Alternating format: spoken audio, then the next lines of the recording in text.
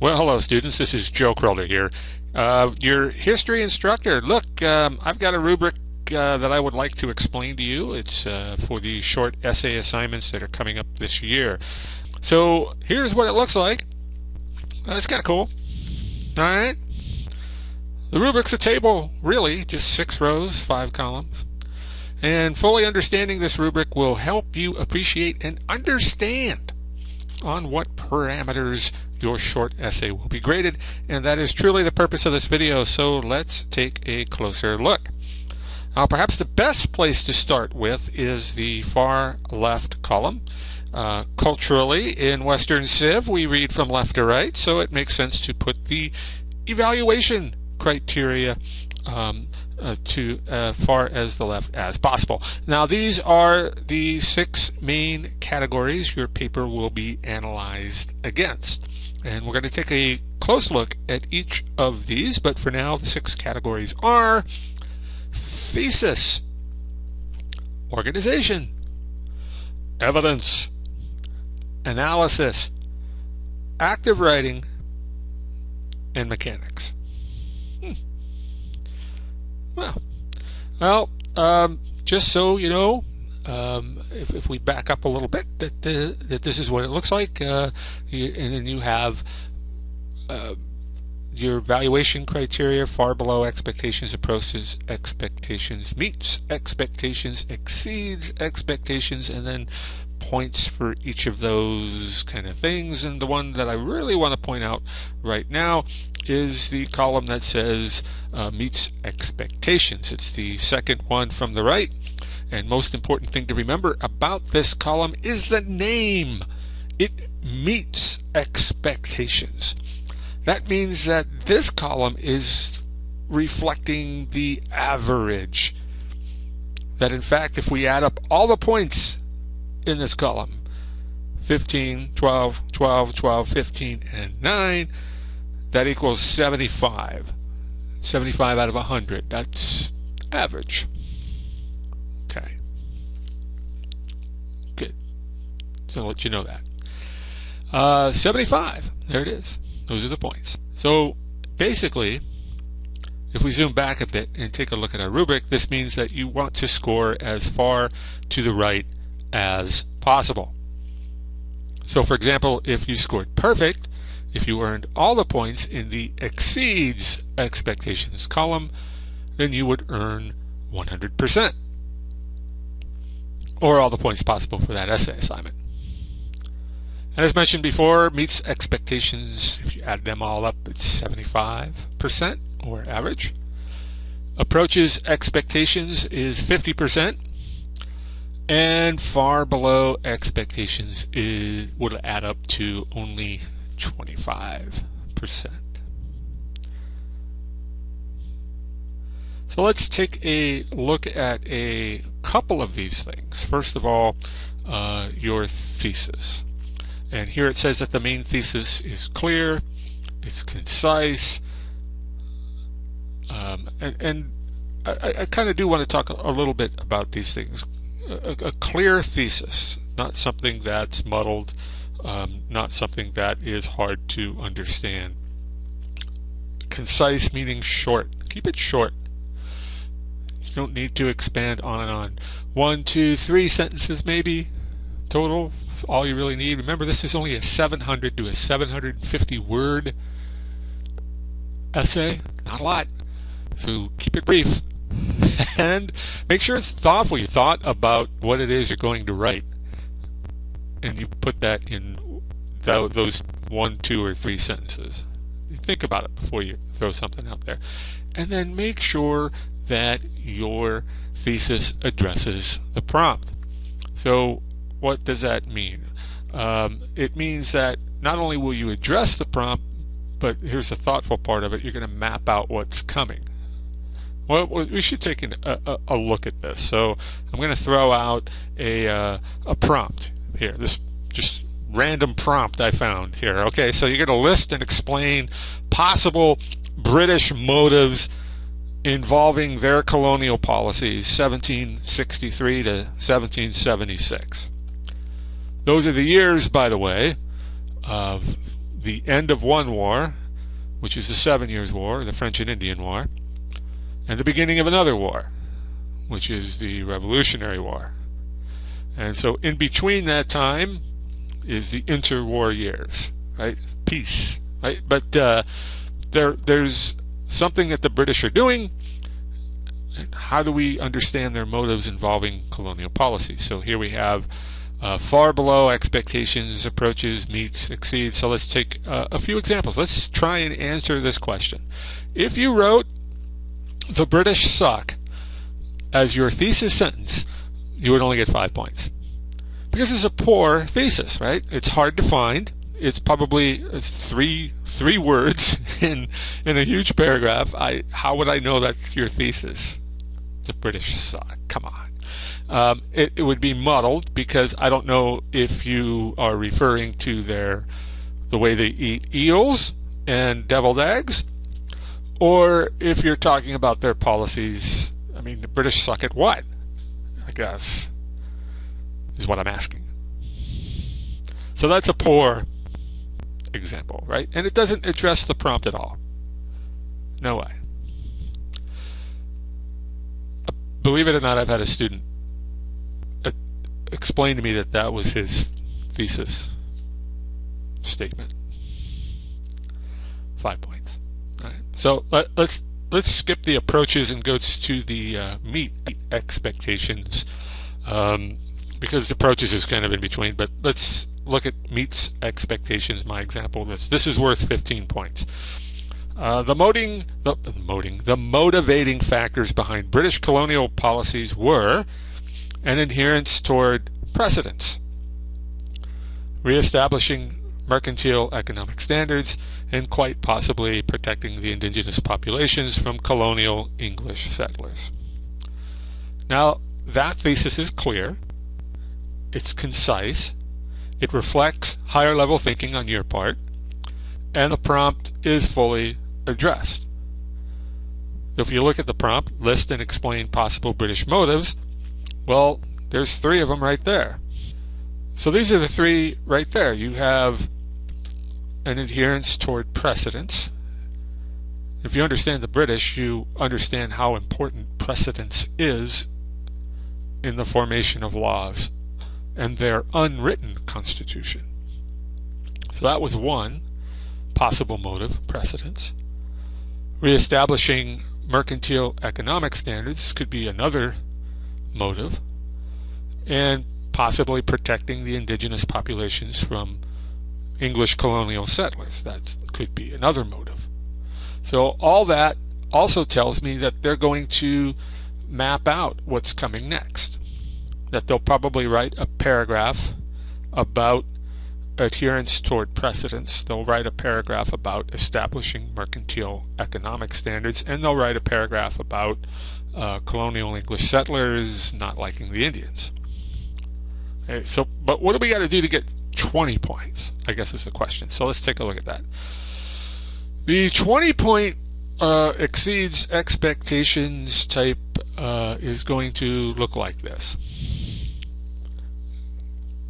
Continuity, above all else, explains British historian J.G.A. Pocock, drove British policies towards the empire and its colonies. This essay will argue that the Navigation Ordinances of 1651, the Navigation Acts of 1660, and the Molasses Act of 1733 predicated and predicted British colonial policies during the interwar years 1763 to 1766. That is worth the full 20 points, and here's why. The thesis is not only clear, but it's compelling. And why is it compelling? Because it brings in a very famous historian, J.G.A. Pocock, for one, and but more important is the compelling argument that of precedence. So in the previous example, precedence was one of 3 arguments. Here, what we've done to make it more compelling is we've taken precedence as one argument and focused on it even more. That it's not just, it should be not limited to 1 paragraph, but 3. The focus is more intense, it's more compelling. it definitely fully addresses the prompt. The prompt says explain possible British motives, and so here they are. Precedents in the Navigation Ordinance of 1651, the Navigation Acts of 1660, the Molasses Act of 1733.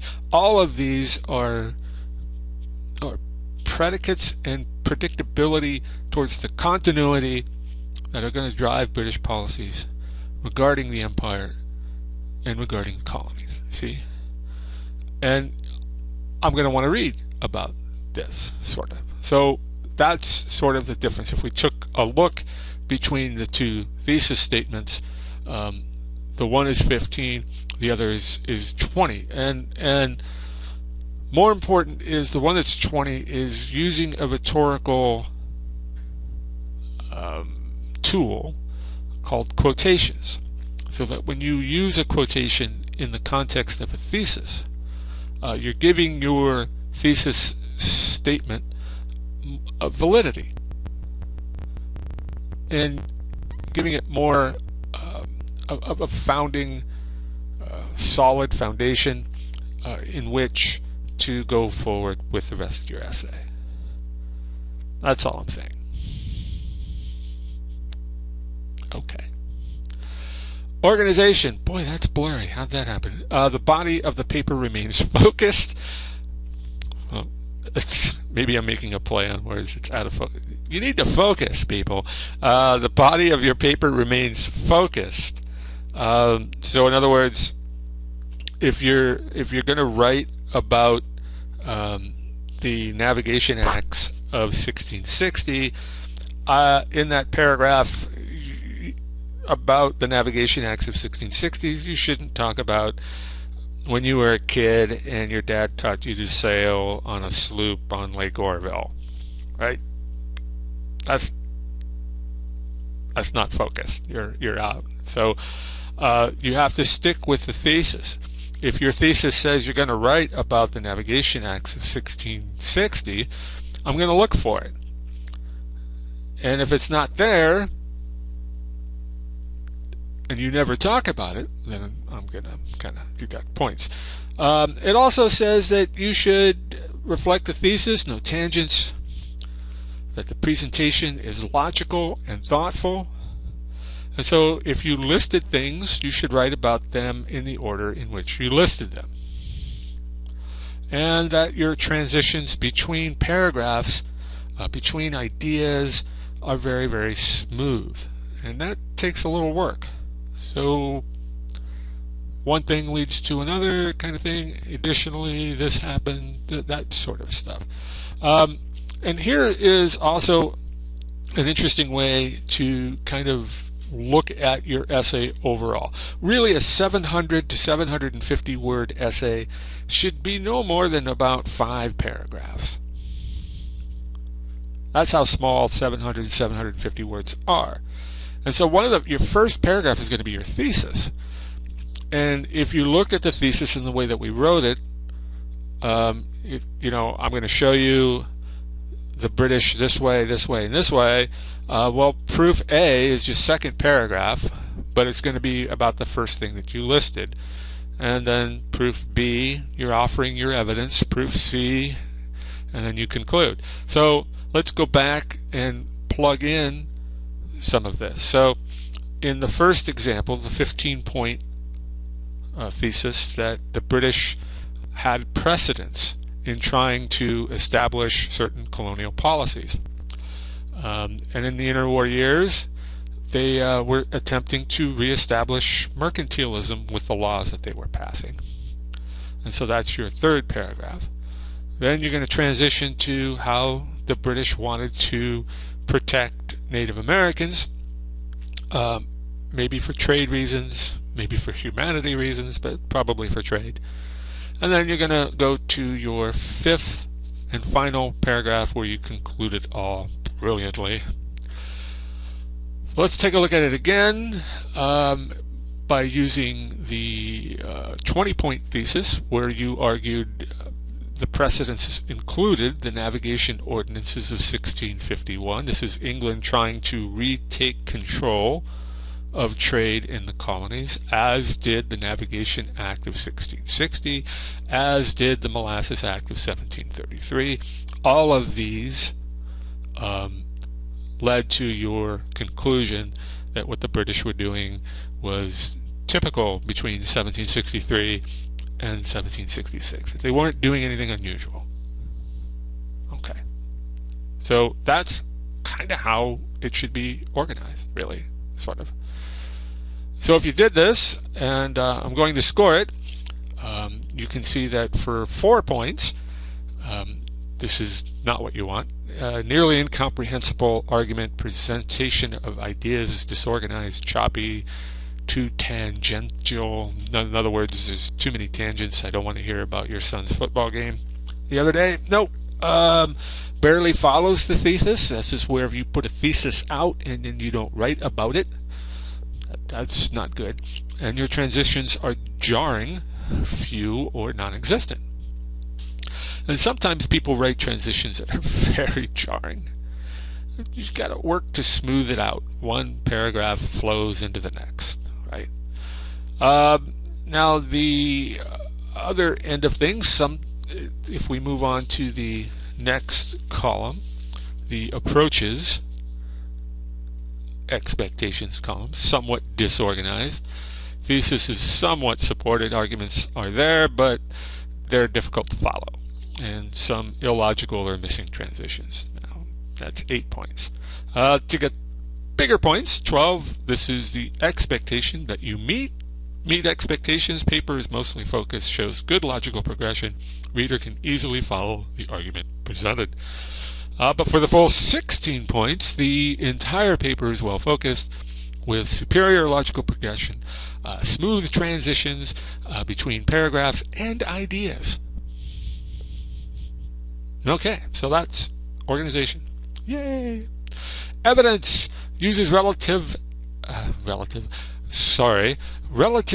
evidence and citations to support thesis, marking quotes and summation of ideas belonging to others. This is the part that helps you give beef to your paper, but it's also the part that keeps you from plagiarizing, right?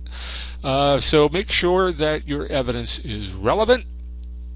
If you're writing about British precedents, don't talk about the Manchester Soccer United football team. Okay. Citations are extremely important. Learn how to cite in this class and you will be saved, not only in this class but for the rest of your college career. And quote others. Definitely would make a habit of using other people's ideas and quotes. Quotes from primary documents, quotes from other historians, quote from lecture. Don't quote from the guy in aisle number 3 at the local grocery store. No, that's not good. All right, so summarize others in your own words. Right? So don't copy and paste is what I'm telling you. That'll get you in trouble. Because if you don't quote right, then it's plagiarism. Okay? So if someone says something brilliant and you want to use it, sum it up in your own words and cite it that you got the brilliant idea from somebody. But sometimes you don't want to quote long, huge blocks word for word, I guess. So let's see what this looks like. The worst column, poor, far below expectation column. Nearly the whole of the essay lacks evidence to the point where the reader doubts the credibility of the writer.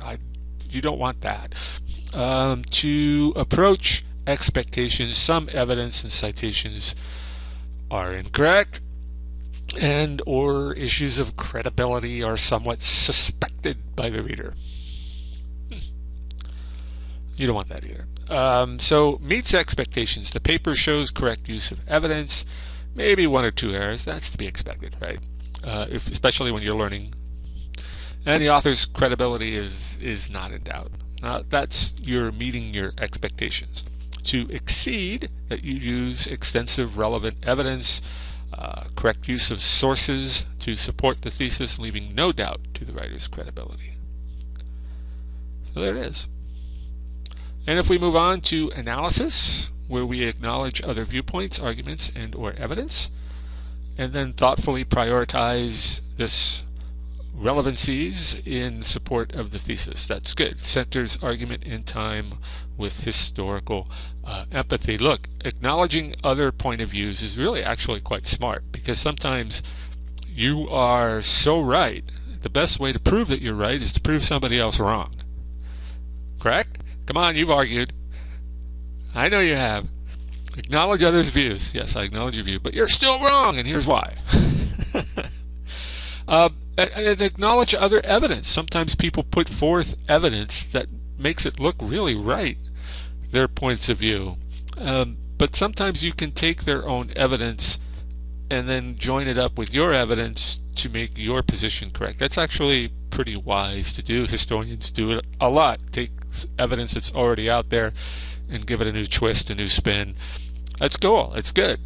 And then you're going to prioritize all of this for impact. Do you give your best piece of evidence first, or do you give it last, or somewhere in the middle? You got to, prioritize your data. Make the story jump out. No anachronisms. Anachronisms is a belief in, when you're anachronistic, you are presenting history out of time. And I've been looking at a lot of your posts, and many of you have anachronistic habits, so this is going to be tough for you. What is anachronism? Well, this probably the best way to explain it is this cartoon. Here, unbeknownst to most historians, the Wright brothers were inspired by a third older sibling. Push them off the paper airplane off a cliff. Now this is funny because paper airplanes are only made because of airplanes, and before the Wright brothers there were no airplanes. So you see, this is anachronistic. There has to be airplanes first before you can make paper airplanes. See?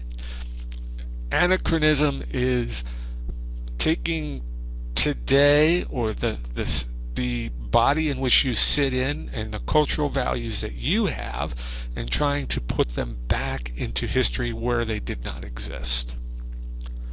Can't do that. What you have to do instead when you analyze something is to center your argument in time with historical empathy. So if you're working on a piece about the 1907 depression that hit, then you're going to have to look at the world through the people who lived it in 1907, not from the people who exist now in 2012. Okay, what's this historical empathy? Well, empathy is the ability to sense how another person thinks and feels, although we have no knowledge of the state of mind of that person. But we can often perceive thoughts and feelings, and this is called empathy. Now, historical empathy is the ability to sense how another person thinks and feels in the past. So you have to step into the shoes of someone in the past and try and perceive their thoughts and feelings as it would have occurred to them in the past, not with the present. That's empathy. It's very difficult to do. And so, for example, I know I'm long-winded, sorry about this, but there are several historians that very successfully attempt to sense how Adolf Hitler thought, how Adolf Hitler felt about life, even though we really don't know the state of his mind. Many people call him insane, but he did become the head of Germany, right? So he can't be all that crazy.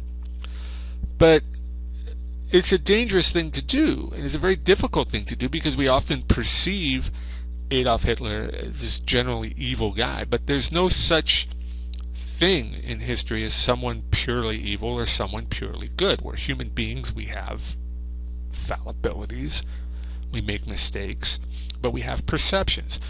And a lot of historians who study Nazi Germany have to get inside the head and empathize with someone they really don't like to really understand where that guy's coming from. And again, if we go back and we look at the slaveholders in the antebellum South, some of them owned hundreds of slaves, like George Washington owned 156 slaves. Thomas Jefferson owned over 200 slaves. But we find ways to empathize with George and Thomas, and we find ways to try and get inside their heads, to understand how, especially in the case of Thomas Jefferson, how we can get inside his head, where he's writing about liberty and that all men are created equal, that we all have these inalienable rights to life, to liberty, and the pursuit of happiness. He writes this, and yet he's enslaved human beings, over 200 of them.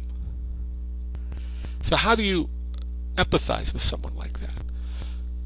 So this is what empathy is, and you have to go back in time to look at the world when you use empathy through Thomas Jefferson's eyes. So we can't go anachronistically. We can't take our mores today and give them to Thomas Jefferson. It wouldn't work.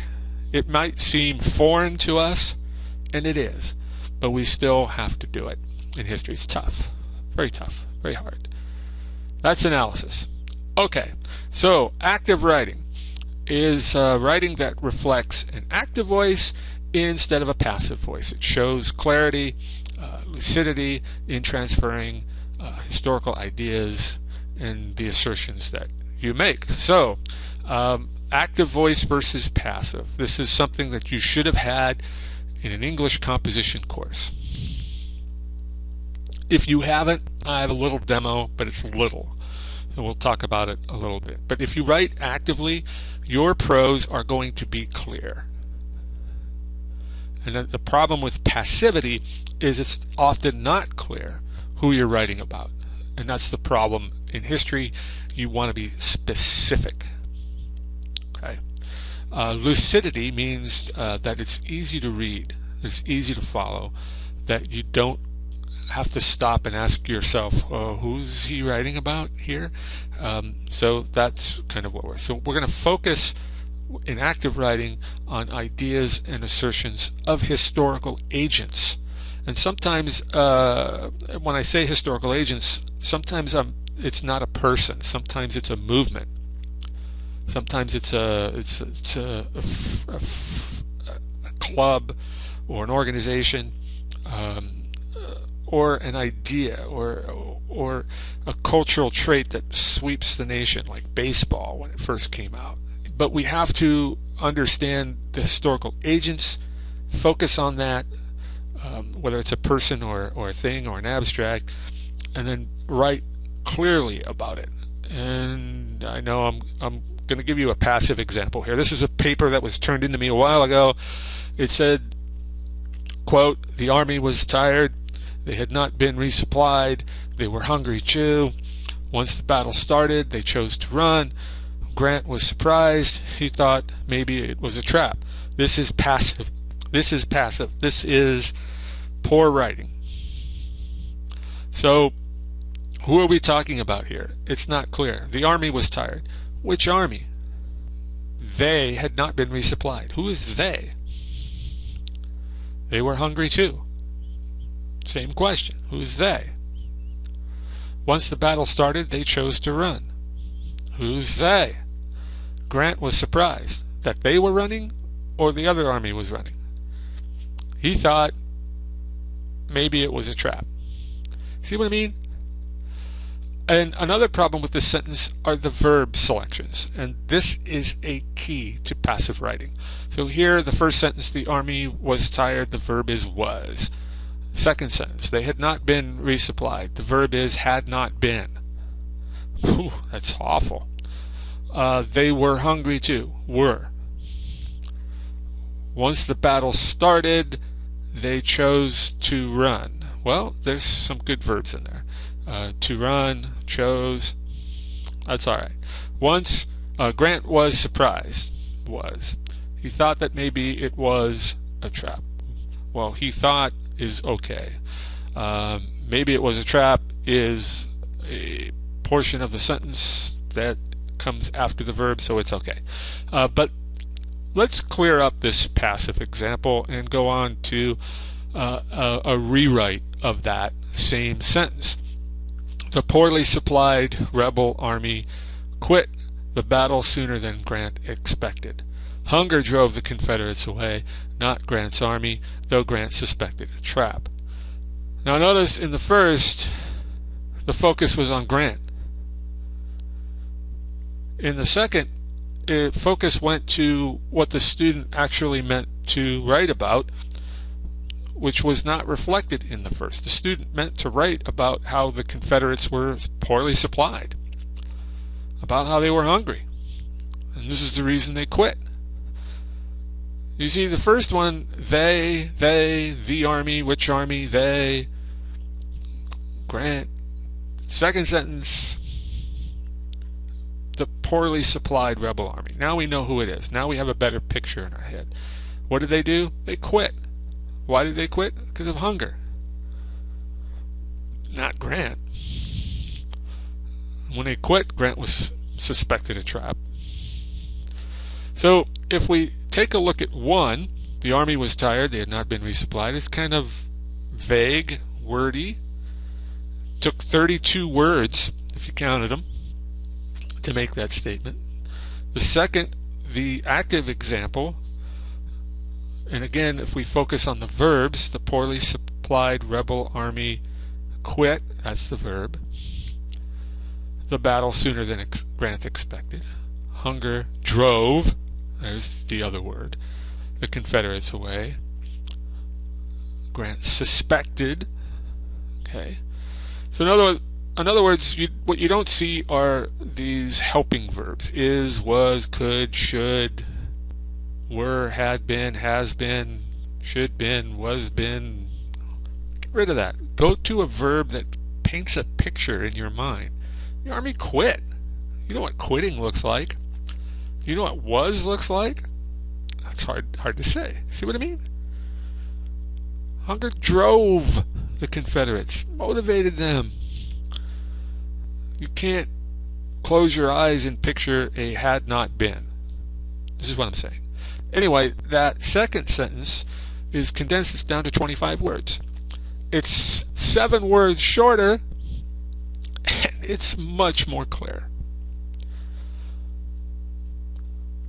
Look, active writing is hard, and if you don't have it down, I can't teach it to you. I'm a historian. I can sort of teach it to you, but you really need to see the English people. There's writing help at the Writing Center. There's some good examples online if you type active writing versus passive writing kind of thing. And I'll help the best I can when it comes time to grade your paper and hand it back to you. And there's big blotches or comments on it that you need to work on your active writing. But this is about it. This is all I'm going to really kind of show you. So anyway, it's pretty straightforward. If your writing is nearly or entirely passive, I'm going to dock you points. You're only going to get 5 points. Signs of active writing, but you need improvement, 10. And quite honestly, that's where most students first end up. Writing is mostly active and not passive. And then finally, the writing is active, it's compelling, it's clear, it's lucid. There is no doubt of the author's understanding of historical ideas and arguments. And this is difficult. I'm telling you, it's hard. Because you have to think these things through.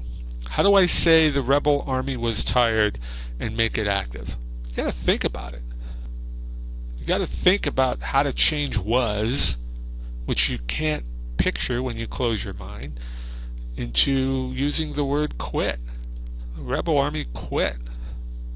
See what I mean? Difference. It's difficult. I want you to think it through. When you read your papers, look for passivity, and then make sure that you kind of transition it into active.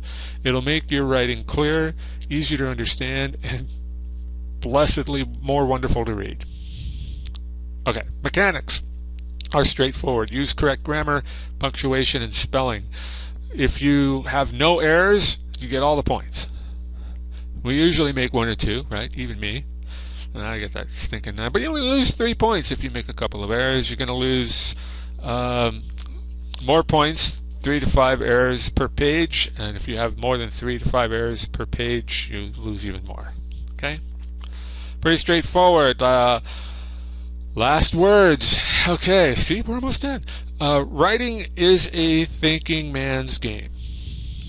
This comes from Joyce Appleby. She's a wonderful college professor out of UCLA, a historian that has written many books on early America, and she has also written a book, The Truth About History. Fantastic book.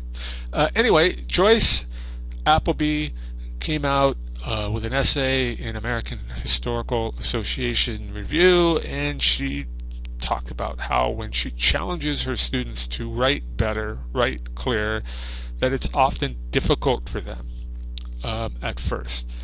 But she forces them. It's a lot of work for us professors to read their stuff and correct it. It really is. But by the end of the semester, she says it's all worth it because what we have coming out are better thinkers, and that's what the writing process does. It forces you to think things through, especially when you write actively. It's why I prefer writing essays than taking a multiple choice exam. I do. But that's me. There are real world applications when it comes to writing. A lot of us get these college degrees, and we're going to be put into positions, because some people don't have college degrees, but we're going to be put into positions where we're going to be mid-level managers, or maybe even higher up the corporate chain. And sometimes a boss is going to come to you and say, hey, look, we're going to be selling our products in Mongolia, and I need someone to research the culture of Mongolia to make sure that we don't make any gaffes. Now, Americans are very, very famous for making gaffes when it comes to their corporate products. The most great example I can give is the car called the Nova. I like the Nova. I think it's a great car. 318 engine in it, lasts a long time, Florida goes fast. It's great. Bench seats, hey. The problem with the Nova is when you try to sell it down in South America, Central America, or Mexico. Because Nova means no go. Who's going to buy a car called no go? Right? Would you buy a car called no go? I'm going to buy a no go car? No.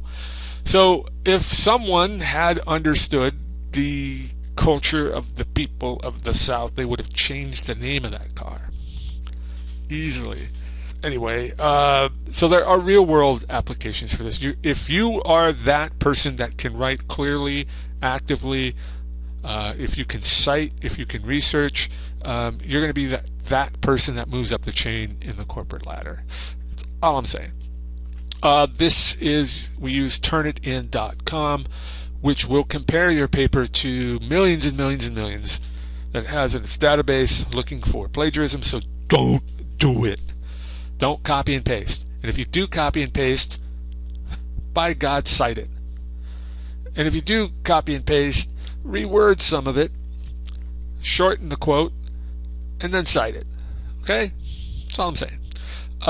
Your first essay is only worth 1%. How cool is that?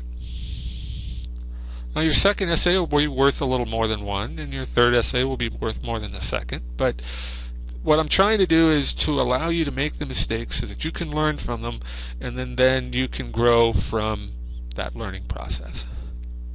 I'm not going to penalize you right away on this first essay. I'll penalize you later. We're going to grow. Okay? Take the chance. Do it. You can. Thank you.